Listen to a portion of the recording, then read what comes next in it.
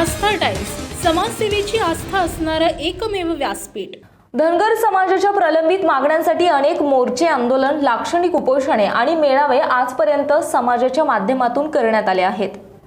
2014 मध्ये बारामती येथील धनगर समाजाचे आरक्षण आंदोलन लक्षणीय ठरले। भाजपाने लेखी दिलेल्या आश्वासनामुळे धनगर समाजाची मोठी वोट बँक मिळवण्यामध्ये भाजपाला मोठं यश मिळालं। संपूर्ण महाराष्ट्रामध्ये मोठा दबावगट तयार करून समाजाने रणशिंग फुंकले। यामध्ये राज्यघटनेप्रमाणे धनगर समाजाला एसटीचे प्रमाणपत्र मिळणे, सरकारने ओबीसी समाजाची जनगणना त्वरित करावी, ओबीसी विद्यार्थ्यांच्या शैक्षणिक शिष्यवृत्ती आणि वैद्यकीय प्रवेशाबाबत केलेल्या कपातीचा GR त्वरित रद्द करावा, मेंढ्यांसाठी राखीव चराई क्षेत्र आणि मेंढ्यांचा विमा उपलब्ध करावा, अशा प्रामुख्याने धनगर समाजाच्या मागण्या नेहमीच राहिल्यात। 5 नोव्हेंबर 2017ला नागपूर येथे मुख्यमंत्री महोदय यांनी धनगर आरक्षण निर्णायक मेळाव्यामध्ये आरक्षणाच्या मुद्द्याला बगल देत सोलापूर विद्यापीठाला पुण्यश्लोक अहिल्यादेवी होळकर विद्यापीठ नाव देण्याचे जाहीर केले आणि 31 डिसेंबर 2017 पर्यंत टीसचा अहवाल केंद्र सरकारला पाठवला जाईल असे परत एकदा आश्वासन दिले। परंतु तीही वेळ आता निघून गेली। फक्त सोलापूर विद्यापीठाचा मुद्दा मार्गी लावून आरक्षण मुद्द्याला बगल दिली। 5 वर्ष धनगर समाजाने या फसव्या भाजपा सरकारची हवेतील आश्वासने ऐकली। 2019 मध्ये केंद्र आणि राज्याच्या निवडणुकापूर्वी मतांची गोळाबेरीज करण्यासाठी काहीतरी प्रस्ताव पाठवण्याचे आणि धनगर समाजाला भावनिकतेवर स्वार करून मतदान लाटण्याचे षडयंत्र बीजेपी सरकारचे होते, हे स्पष्ट झाले। आधीच्या सरकारने जाणीवपूर्वक धनगर समाजावर अन्याय केला म्हणून 2014ला भाजपला बहुमत मिळाले आणि काँग्रेस राष्ट्रवादी सरकार महाराष्ट्रात हद्दपार झाले। गेली 75 वर्षांपासून धनगर आरक्षणाची लढाई चालू आहे, परंतु भोळ्या भाबड्या आणि अशिक्षित असणाऱ्या तसेच दरीखोऱ्यात विखुरलेल्या समाजाला राज्यघटनेप्रमाणे दिलेला न्याय हक्कापासून वंचित ठेवण्यासाठी राजकीय व्यक्तींनी स्वार्थासाठी राजकारण केले, ते आज तागायत चालूच आहे। आता महाराष्ट्रात आरक्षण मागणीचे आंदोलन सत्र सुरू झाले आहे आणि निवडणुकांच्या तोंडावर हे आंदोलनाचे वादळ चांगलेच घुंगावणार आहे। समाजाचा राज्य सरकारवर चांगलाच रोष आहे। आता स्थानिक स्वराज्य संस्था निवडणुका ओबीसी आरक्षणामुळे लांबणीवर पडलेल्या आहेत।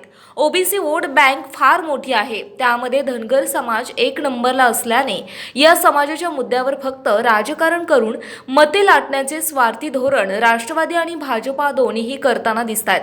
नुकतेच सांगली येथील पुण्यश्लोक अहिल्यादेवी होळकर स्मारकाबाबत भाजपा तसेच राष्ट्रवादी श्रेय घेऊन धनगर समाजाला वेठीस धरण्याचं काम करत आहे। याशिवाय माजी लोकसभा स्पीकर अहिल्यादेवी होळकर पुस्तिकामधून अहिल्यादेवींचे महान कार्याचा आढावा मांडणाऱ्या आणि अहिल्यादेवी यांना आदर्श मानणाऱ्या सुमित्रा महाजन या आदर्श महिलेच्या शुभहस्ते स्मारक उद्घाटन करणे योग्य ठरले असते आणि या पुण्य स्मारकाच्या उद्घाटनाचे असे राजकारण झाले नसते, परंतु राष्ट्रवादीने याचे श्रेय घेण्याचा केविलवाणा प्रयत्न केला। महाराष्ट्र सरकारने अहवाल केंद्र सरकारकडे पाठवून केंद्र सरकारने अंमलबजावणी करावी, तसेच धनगर जमातीला पंतप्रधान नरेंद्र मोदी यांनी देखील दिलेला शब्द पाळावा ही समाजाची अपेक्षा आहे।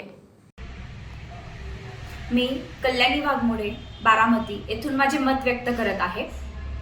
नुकतंच आपण पाहतो आहोत की धनगर समाजाच्या प्रश्नांवर, प्रलंबित प्रश्नांवर, मग मेंढपाळांचे प्रश्न असेल, धनगर आरक्षण असेल, तर काही ना काही निमित्त करून भाजप असेल, राष्ट्रवादी असेल, काही पक्ष असतील, आपापली मतांची गोळाबेरीज करण्याचा केविलवाणा प्रयत्न करताना दिसत आहेत। नुकतंच आपण पाहिलं सांगली येथील लोकार्पण सोहळ्याचं झालेलं राजकारण। राष्ट्रवादीच्या मेळाव्याच्या उद्देशाने आणि लोकार्पण सोहळ्याच्या उद्देशाने धनगर समाजाच्या बाबतीत मतांची जी गोळाबेरीज करण्याचा हा केविलवाणा प्रयत्न दिसतो, त्याच्यामध्ये एक वास येतो की स्थानिक स्वराज्य संस्थांमध्ये जे ओबीसींचा आरक्षणाशिवाय ज्या निवडणुका होणार आहेत त्या लांबणीवर पडलेल्या आहेत, परंतु कुठेतरी ओबीसी समाजाला, धनगर समाजाला परत एकदा या भोळ्या भाबड्या समाजाला फक्त काठी, घोंगडा आणि ढोल हातात घेऊन उल्लू बनवण्याचं काम राजकीय पक्ष करताना दिसत असतात। हे नेहमीच आपण पाहत आलो आहोत। गेली 75 वर्ष धनगर समाजाला काँग्रेस, राष्ट्रवादी, भाजप, सेना अशा कुठल्याच पक्षांनी आजपर्यंत खरा न्याय दिलेला नाही। मेंढपाळांचे प्रलंबित प्रश्न तसेच आहेत, चराईचा प्रश्न तसाच आहे। आपल्या सर्वांना माहीत आहे याच बारामतीमध्ये 2014 मध्ये धनगर आरक्षणाचं मोठं आंदोलन झालं होतं आणि ते खूप लक्षणीय ठरलं होतं। त्यावेळेस काँग्रेस राष्ट्रवादीचं 15 वर्ष असलेलं सरकार हद्दपार होऊन महाराष्ट्रामध्ये भाजप सेनेचं सरकार स्थापन झालं. परंतु 5 वर्षात वेळ काढू धोरण राबवत माजी मुख्यमंत्री देवेंद्र फडणवीस यांनी देखील वेळ काढू धोरण राबवत धनगर समाजाला योग्य तो न्याय द्यायला ते पण कमी पडले. परंतु आता सरकार गेल्यानंतर आणि महाविकास आघाडीचं सरकार आल्यानंतर असा विषय झाला आहे की धनगर आरक्षणाच्या बाबतीत यांना बोलायला कुठे तोंड राहिलेलं नाही आणि म्हणून वेगवेगळ्या मुद्द्यांच्या आधारे कुठेतरी धनगर समाजाची वोट बँक आपल्या झोळीत पडते का असं म्हणून प्रत्येकाच्या खांद्यावर घोंगड्या देऊन धनगर समाजातीलच काही नेते मंडळी आपापल्या पक्षाला धनगर समाजाची वोट बँक कशी मिळेल ह्या केविलवाण्या प्रयत्नात असताना दिसतात. परंतु मला स्पष्ट सांगावंसे वाटतं की जर खरे यांच्यामध्ये ह्यांची नैतिकता असेल, सरकारची मानसिकता असेल तर त्यांनी खरं लोकसभेचं बिल 1956 सालचं आहे ते नीट वाचावं, ते अभ्यासावं आणि त्यानुसार घटना दुरुस्तीचा एक अध्यादेश सरकारने काढावा आणि तो अध्यादेश केंद्राकडे द्यावा. कारण पंतप्रधान नरेंद्र मोदी यांनी देखील 2014ला 2019ला बारामती, सोलापूर या ठिकाणी जी वक्तव्य केलेली आहेत की धनगर समाजाला अनुसूचित जमातीचं आरक्षण किती गरजेचं आहे आणि ते त्यांच्या हक्काचं आहे, त्याची अंमलबजावणी केंद्र सरकारने पंतप्रधान मोदीजींनी पुढाकार घेऊन करावं हे या निमित्ताने आज मी माझं मत व्यक्त करत आहे. परंतु महाराष्ट्रामध्ये आपण बघतो आहोत की धनगर आरक्षणाच्या मुद्द्यावर, मेंढपाळांच्या प्रश्नावर आता वेगवेगळ्या मुद्द्यांच्या आधारे कुठेतरी काठी घोंगडा खांद्यावर नेत्यांच्या टाकायचं आणि धनगर समाज वेठीस बांधायचं. ह्या बाबतीत आता सुशिक्षित असणारी पिढी कोणालाही भीक घालणार नाही आणि मी सुद्धा हे वक्तव्य धनगर समाजाची भगिनी म्हणून हे करत आहे की आज सुशिक्षित असणारी पिढी अशा राजकीय भूलथापांना किंवा याला बळी पडणार नाही.